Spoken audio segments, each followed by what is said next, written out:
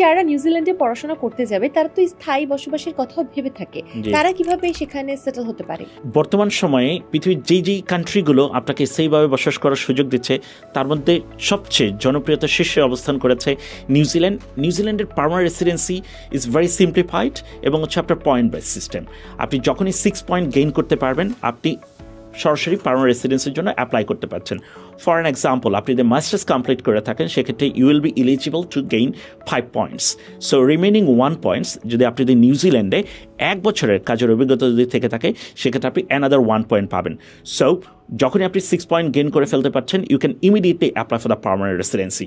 So technically 1 বছরের যদি masters ডিগ্রির জন্য আপনি যদি যেয়ে থাকেন এবং পড়াশোনা কমপ্লিট করার পরবর্তী সময়ে আপনি 3 বছর পোস্ট স্টাডি ওয়ার্ক পারমিটের সুযোগ পাচ্ছেন। সো 3 বছরের মধ্যে যদি আপনি 1 বছরের কর্ম অভিজ্ঞতা থাকে সেক্ষেত্রে আপনি সরাসরি পার্মানেন্ট রেসিডেন্সির জন্য অ্যাপ্লিকেশন করতে পারছেন। সো আমরা বলতে পারি 1 বছরের মাস্টার্স এবং 1 বছরের কাজের অভিজ্ঞতা অর্থাৎ 2 বছরের মধ্যে you can easily grab the permanent residency opportunities in New Zealand.